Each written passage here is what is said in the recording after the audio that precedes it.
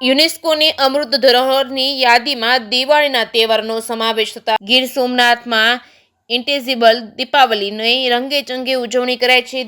દીવડાઓ, રંગોળી તથા રોશનીથી ઝળહળી ઉઠ્યું છે. પ્રભાસ પાટણનું શ્રી રામ મંદિર ભારતના સૌથી મહત્વપૂર્ણ અને અન્ય મુખ્ય તહેવાર ગણાતા દીપાવલીના તહેવારને યુનેસ્કોની અમૃત સાંસ્કૃતિક ધરોહરમાં સ્થાન પ્રાપ્ત થયું છે. આ ગૌરવપૂર્ણ ક્ષણની ઉજવણીના ભાગરૂપે દીપાવલીના પર્વમાં જે કલાત્મક રંગોળી બનાવવામાં આવે છે, તેવી જ રીતે જુદી જુદી આકર્ષણ રંગોળી બનાવી દીપ પ્રજ્વલિત કરી સાંસ્કૃતિક ગ્રુપો દ્વારા લોકનૃત્ય સાથે પ્રભાસ પાટણના રામ મંદિર ખાતે આ સિદ્ધિની ઉજવણી કરવામાં આવી હતી.